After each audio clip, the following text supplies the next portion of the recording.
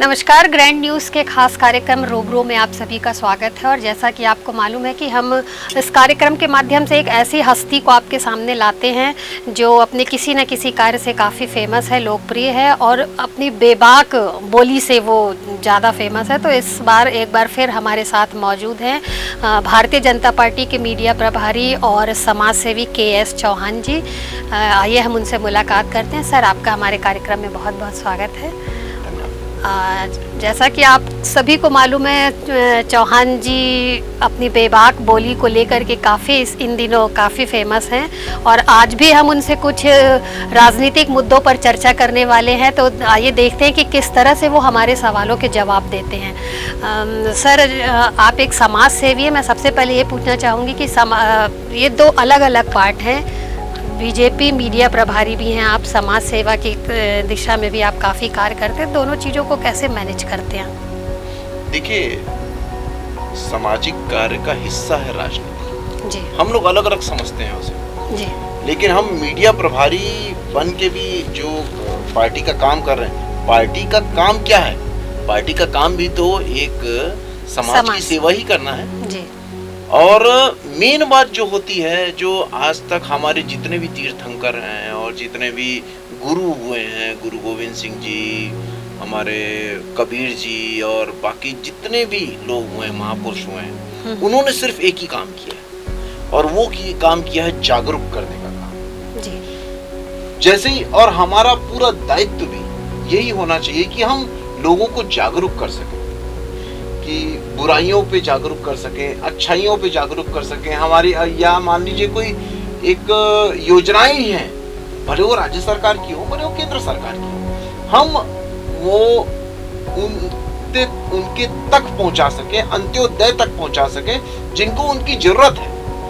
उनको जागरूक करना, उनकी भलाई के लिए जागरूक करना, वो प्रोटेक्ट रहे उनके लिए जागरूक करना ही हमारा मेन उद्देश्य होता है। और ये सभी को करना चाहिए, जो भी उनको मालूम है वो बिल्कुल उनको करना चाहिए।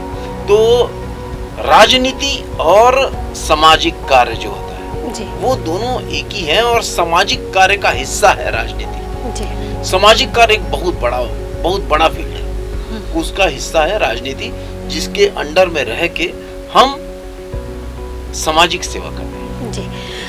ये तो हो गई समाज सेवा और राजनीति को कंपैरिजन करके अपन ने देखा कि किस तरह से चौहान जी ने जवाब दिया। अब हम अपने असली मेन मुद्दे पे आते हैं। सर, अभी इन दिनों राजस्थान में जो चिंतन बैठक हुई थी परिवारवाद को लेकर के, उसका क्या असर छत्तीसगढ़ में देखने को मिलेगा? देखिए, राजस्थान में 9 बिंदुओं पे मेन इनकी जो चिंतन बैठक थी वो हुई है। एक मरी हुई पार्टी को उठाने की कोशिश, एक जो जिसका ध्वस्त हो रहा है सभी चीजें, उसको उठाने की कोशिश हर आदमी करता है और करनी भी चाहिए, हर पार्टी को करनी चाहिए। और देश की जो खूबसूरती है, हमारे लोकतंत्र की खूबसूरती है विपक्ष। जी। विपक्ष भी मजबूत होता है, अगर होता है तो लोकतंत्र और भी मजबूत होता है। विपक्ष, लेकिन विपक्ष ऐसा होना चाहिए कि वो सत्य पे आधारित हो और सत्य पे और जनता की बात कर सके। जी। ये नहीं कि सिर्फ अपनी सत्ता आने के लिए बात कर सके। यहाँ पर जो हो रहा है वो अपनी सत्ता पे आने के लिए बात हो रहा है। एक छोटी सी कहानी थी। एक माँ बाप एक पुरुष के पास, एक अच्छे महापुरुष के पास लेके जाते हैं उसको और बोलते हैं कि मेरा बेटा ना शक्कर बहुत खाता है, उसको ना छुड़वाइए। तो महापुरुष बोलते हैं कि ठीक है, आप उनको कल लेके आइए। वो कल लेके जाते हैं, फिर वो बोलते हैं कि अगले दिन लेके आइए। फिर वो अगले दिन लड़के को लेके जाते हैं, फिर वो बोलते हैं कि नहीं अगले दिन आइए, तो फिर वो अगले दिन लेके जाते हैं। तो महापुरुष बोलते हैं कि बेटा, शक्कर खाना ठीक नहीं है, सेहत के लिए ठीक नहीं है, आप इसको छोड़ दो। और अगले दिन से वो बच्चा शक्कर खाना छोड़ भी देता है। माँ बाप आते हैं, उनको बोलते हैं कि अगर आपने यही बोलना था और यही बोलने से शक्कर छोड़ देता है वो, तो आप पहले ही दिन बोल देते। तो महापुरुष बोलते हैं कि उस दिन मैं भी शक्कर खाता था, तो मैं कैसे बोल सकता था। हम बोले वो जो हम नहीं करते हैं। इसी पे पूरा रिलेटेड करता है आपके जो चिंतन शिविर हुआ है। आपने मुख्य जो बिंदु था आपका, कि आपने बोला कि 5 साल कार्य करने के बाद ही कोई किसी को टिकट मिलेगी और एक परिवार में सिर्फ एक ही को टिकट मिलेगी, और उस जो ये जो 5 साल का जो बॉन्डिंग दिया गया है और परिवार का जो बॉन्डिंग दिया गया है वो गांधी परिवार के ऊपर लागू नहीं होगा। इसका मतलब क्या हुआ कि महापुरुष शक्कर खा रहे हैं और बच्चे को बोल रहे हैं कि शक्कर खाना छोड़ दे जी, तो बच्चा मान जाएगा? नहीं मानेगा, बिल्कुल नहीं मानेगा। जब आप वो चीज नहीं करते हैं तो यथा राजा तथा प्रजा, जब आप ही वैसा नहीं कर रहे हैं तो परिवारवाद वहां से कहां से गायब हो जाएगा? परिवारवाद ये होता है, जैसे मान लीजिए कि एक राजा है, उसका बेटा फिर राजा बनता है, उसका बेटा फिर राजा बनता है। अगर ये परिवारवाद होता है, जो शीर्ष नेतृत्व होता है, वहां से जो संगठन का जो शीर्ष है, वहां से अगर वो परिवारवाद आ रहा है, राजतंत्र आ रहा है, वो लोकतंत्र नहीं होता है जी। ये ऐसा नहीं होता है कि आप अलग अलग शीर्ष नेतृत्व आपका अलग अलग परिवारों से है और नीचे अगर मान लीजिए कोई पार्षद है या मतलब शहर का कोई पदाधिकारी है, उसका बेटा अगर कोई पदाधिकारी बन जाता है तो ऊपर के जब आप ठीक हैं तभी तो आप कंट्रोल कर पाएंगे जी। ऐसा थोड़ी ना कर पाएंगे कि आप ऊपर ठीक ही नहीं है तो नीचे कैसे कंट्रोल करेंगे आप? बिल्कुल नहीं कर सकते। जब अमित शाह जी पूरे हमारे राष्ट्रीय अध्यक्ष बने जी, उसके पहले ये किसी को पता नहीं था कि अमित शाह जी बनने वाले, और अमित शाह जी बने तो उसके बाद कोई भी नहीं बता सकता था कि नड्डा जी बनने वाले जी। और आज नड्डा जी बने हैं तो इसके बाद कोई भी नहीं बता सकता कि अगला राष्ट्रीय अध्यक्ष भारतीय जनता पार्टी का कौन होगा। कोई बता सकता है? नहीं बता सकता। लेकिन कांग्रेस के बारे में बिल्कुल बता सकते हैं कि सोनिया गांधी जी के बाद कौन होगा जी, या मुलायम सिंह जी के बाद कौन होगा, या उनके बेटे के बाद कौन होगा, ये सब बता सकते हैं। तो ये परिवारवाद है।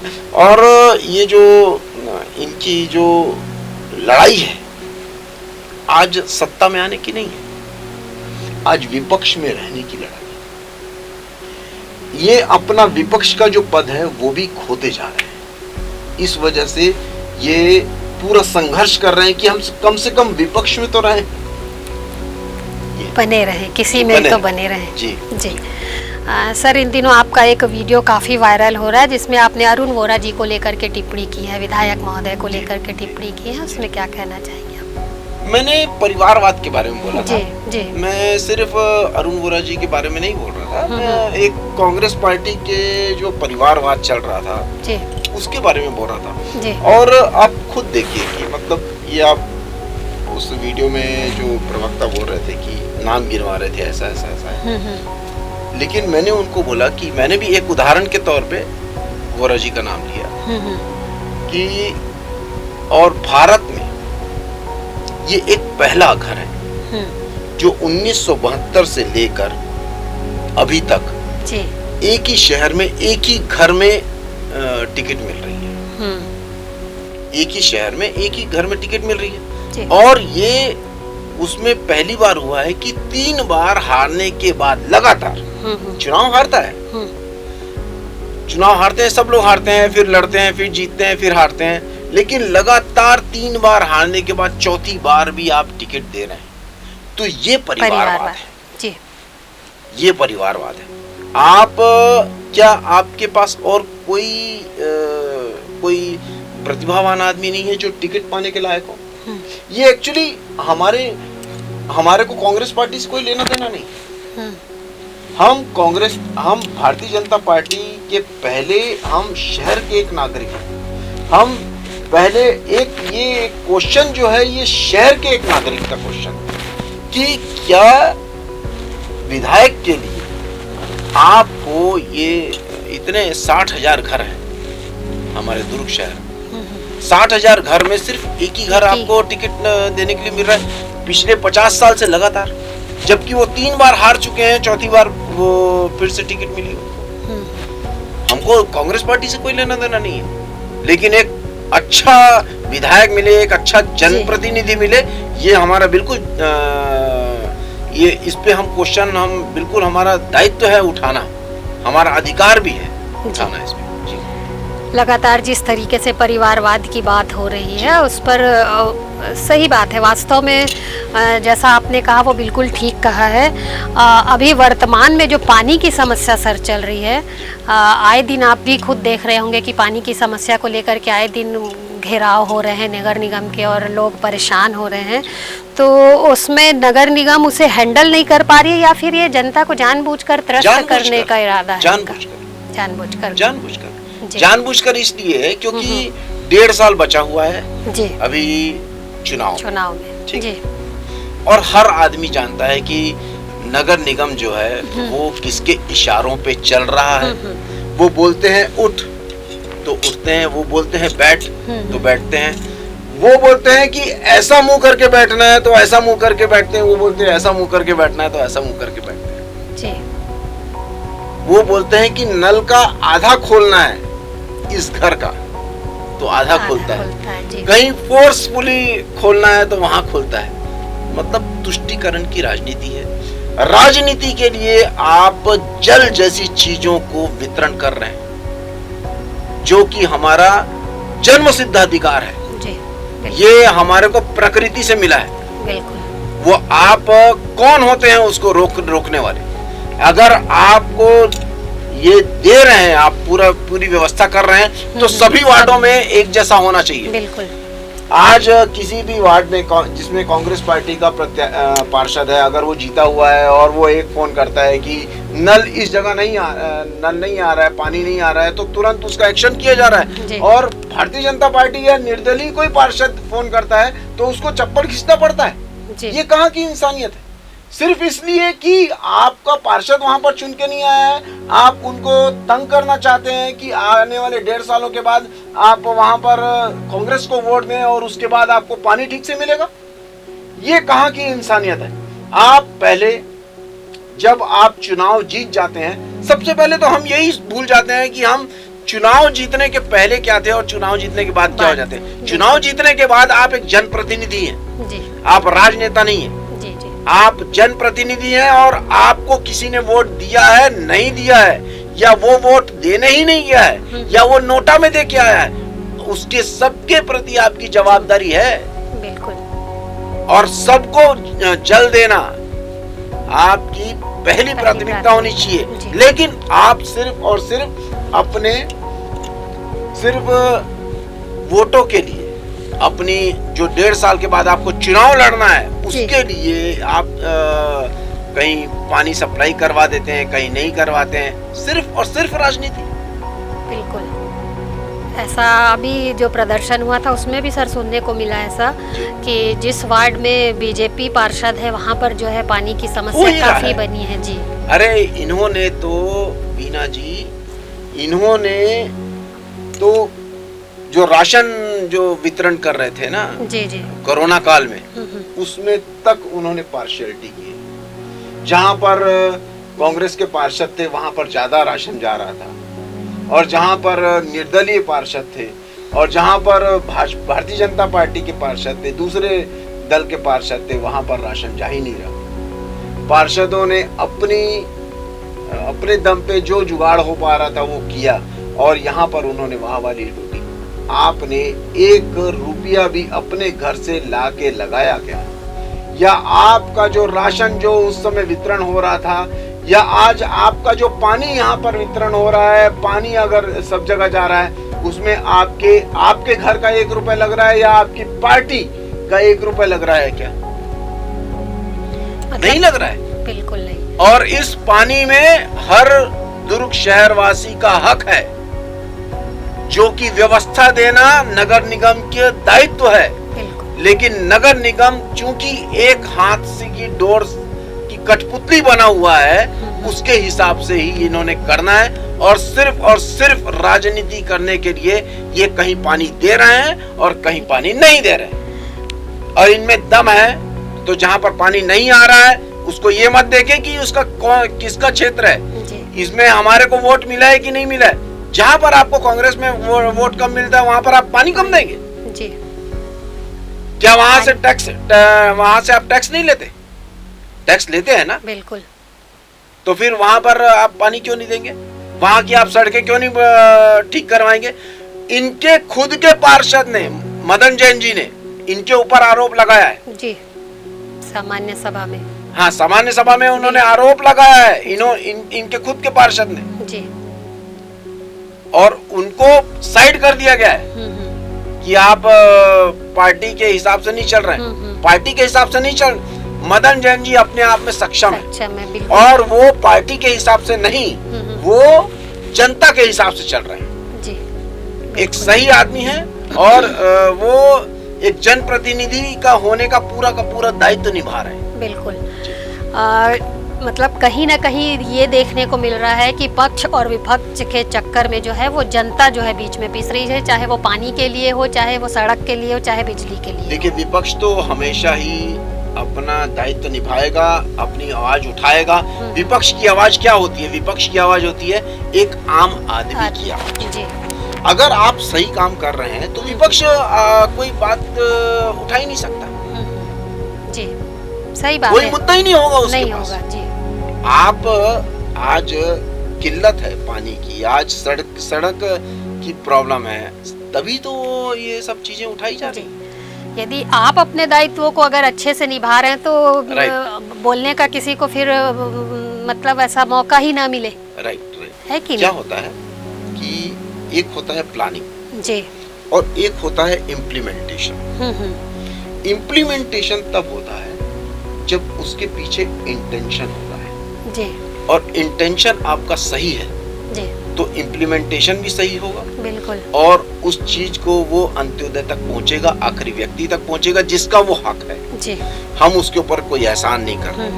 हम किसी के घर में नल लगा के उस पे पानी ला के उसके ऊपर कोई एहसान नहीं कर रहे हैं, वो उसका अधिकार है। बिल्कुल ठीक। ये हमें नहीं भूलना चाहिए कि हमने लगा के दिया है ना, ये हमारा काम है और हमारे को लगा के देना है जी।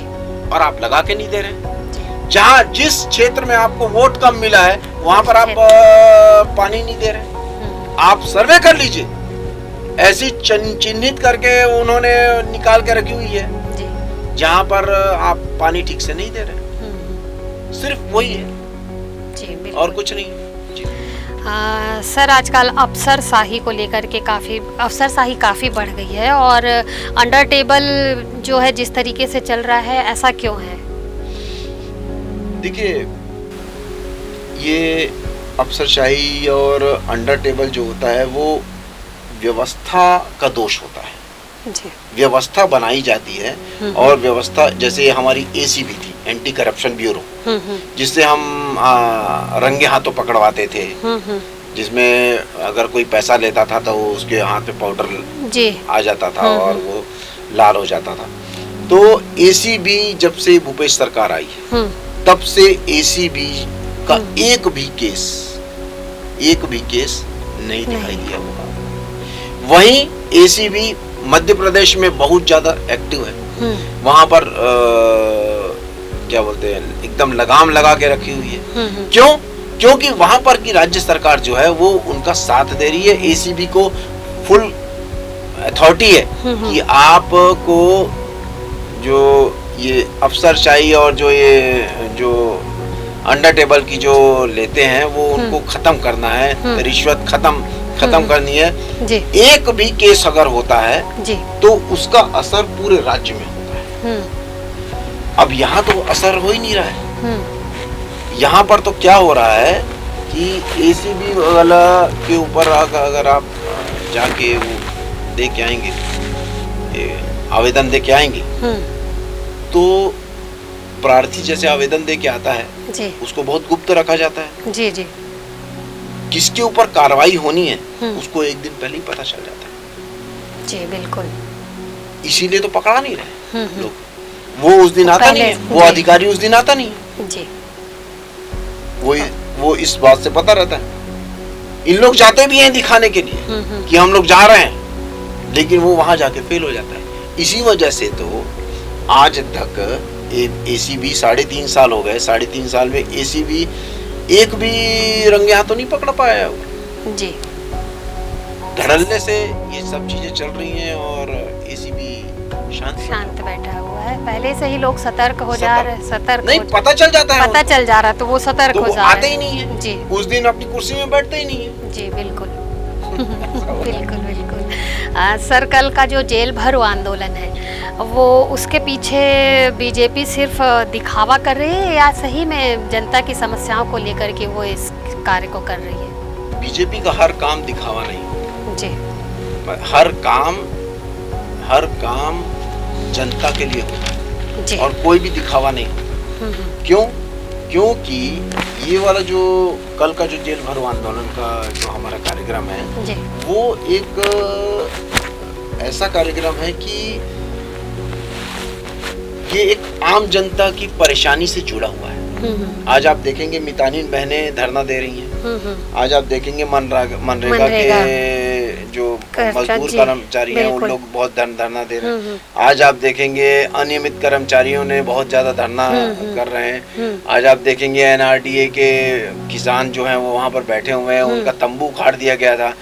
कई लोगों को अनियमित कर्मचारियों ने जो धरना दे रहे थे उनको बेरहमी से वहाँ पर पीटा गया और हटाया गया। तो ये सब चीजें अभी भी हो रही हैं और आदिवासी भी हमारे भाई बहन वहाँ पर धरना दे रहे हैं और अपना हसदेव में भी धरना दे रहे हैं। तो ये सब चीजों अभी 1.5 साल बचा हुआ है जी। और इनको ये ऐसा कंट्रोल करने के लिए ये सब चीजें कर रहे हैं ये कि हम धरना को रोक सकें जी। और ऐसा प्रतीत हो कि प्रदेश में पूरी शांति है, प्रदेश में सब लोग सेटिस्फाइड है, लेकिन सेटिस्फेक्शन है नहीं है। इस वजह से ये धरना प्रदर्शन के काले कानून, धरना हम अभिव्यक्ति का हमारे को पूरा अधिकार है जी। धरना देना हमारा संविधान में ये लिखा है कि आप किसी के खिलाफ धरना ये दे सकते हैं, लेकिन शांति प्रिय ढंग से कि किसी को आहत मत पहुंचे, है ना। आप अपनी मांगों को ऊपर उठा सकते हैं, आप अपना झंडा बुलंद कर सकते हैं, उसी पे आप रोक लगा रहे हैं तो ये कहीं से भी जस्टिफाई नहीं है जी। कहीं से भी ठीक नहीं है। उसी के खिलाफ, उसी काले कानून के खिलाफ भारतीय जनता पार्टी कल जेल भरो आंदोलन करेगी और पूरी मुस्तैदी के साथ करेगी, पूरे जोश के साथ करेगी। सभी लोग उसमें शिरकत करेंगे। कल का आपका जो कार्यक्रम है वो काफी भारी संख्या में होने वाला है और 8 से 10 हजार लोगों की भीड़ होगी जी। दुर्ग और भिलाई दोनों के संयुक्त तत्वाधान में ये जेल भरो आंदोलन है और मानस भवन से लेकर हम वहाँ पर कलेक्ट्रेट तक जाएंगे जी। सर मेरा आखिरी सवाल था आपसे कि जो गौरव पथ के चौड़ीकरण की बात की जा रही है और वहाँ पर काफ़ी सारे अभी पेड़ भी लगे हुए हैं, उन्हें काटने की भी बात की जा रही है, तो ये बात कहाँ तक सही है? गौरव पथ को बनाने के लिए पेड़ों को काटना कहाँ तक उचित है? क्योंकि वो पेड़ जो हैं बीजेपी का कहना है कि वो सरोज पांडे मैडम के ज़माने के लगे हुए पेड़ हैं और काफ़ी सहेज कर उनको लगाया गया है। तो ये किस तरह की राजनीति है? जिस तरीके से विधायक जी कर रहे हैं कि वो पेड़ों को काट करके और सड़क का वहाँ गौरव पथ का चौड़ीकरण कर रहे हैं, तो ये किस तरह की राजनीति, किस रूप में आप इसे देखते हैं? विधायक जी और कोई काम कर नहीं सकते जी, उसी को तोड़ मरोड़ के वो ऐसा शो करना चाहते कि ये मैंने काम कर दिया, जिसमें ना पैसा लगे और सिर्फ दिखावा ज्यादा हो, ये काम करते हैं। लेकिन मैं आपको बता दूं कि राज्य सरकार एक तरफ तो बोलती है कि हम कृष्ण कुंज एक स्कीम लाए हैं ये लोग, जिसमें हम नीम के पेड़ लगाएंगे, पीपल के पेड़ लगाएंगे और एक एकड़ हर जिलों में लगाएंगे। एक तरफ तो ये बात कर रही है और एक तरफ 90 पेड़ एक ही रोड के काट रही है जी। ये कहाँ का मतलब इनका कानून है, कहाँ की ये मतलब कहाँ से सोच लाते हैं और इनको परमिशन भी कैसे मिल जाती है कि वहाँ पर आप पेड़ लगा रहे हैं और यहाँ पर आप बोलते हैं कि पूरे जो इतने फल इतने बड़े बड़े पेड़ हैं उसको आप काट रहे हैं। ये कहाँ का आपने परमिशन, कैसे परमिशन ले लेते हैं आप लोग? हमें समझ में नहीं आता। और ये क्या व्यवस्था है आप लोग जो आप लोग ऐसा काम कर रहे हैं? तो मुख्यमंत्री जी को इसमें संज्ञान लेना चाहिए कि एक तरफ आप कृष्ण कुंज की योजना ला रहे हैं जी, और दूसरी तरफ आप पेड़ काटे जा रहे हैं जी। ये। और सरोज पांडे जी ने जो काम किया उस वक्त, जी, वो आज तक लोग उसे मतलब उसका फायदा उठा रहे हैं। जी। और आज तक उनको देख के बहुत अच्छा लगता है कि हाँ ये काम किया। गौरव पथ उनकी एक बहुत अच्छी देन थी, जिसमें बहुत ही अच्छे पेड़ लगाए गए थे और उसमें उतना ज्यादा ट्रैफिक भी नहीं रहता है जिसमें कि आप उसको बहुत ज्यादा चौड़ा करें। वहां पर जरूरत नहीं है जी। अगर आप जरूरत होती तो आप करते तो ठीक रहता। जहाँ जरूरत है, जहाँ गड्ढे हैं, जहाँ पर और दूसरी चीजों की जरूरत है, वहां तो आप जान ही रहे हैं। और उसके बाद आप बोलते हैं कि हम गौरव पथ को चौड़ाकरण करेंगे, पेड़ काटेंगे। ये हमें समझ से परे है। जी जी। तो ये थे हमारे साथ बीजेपी मीडिया प्रभारी और समाज सेवी के.एस. चौहान जी, जिन्होंने काफ़ी सारे विषयों को लेकर के हमसे बातचीत की और काफ़ी सही मुद्दों को उठा करके उनके बिल्कुल सही तरीके से उन सभी सवालों का जवाब दिया है। अगले बार हम फिर ऐसे ही किसी मुद्दे को लेकर के चौहान जी के साथ मौजूद होंगे और उनसे बातचीत करेंगे। तब तक के लिए सर आपका बहुत बहुत धन्यवाद।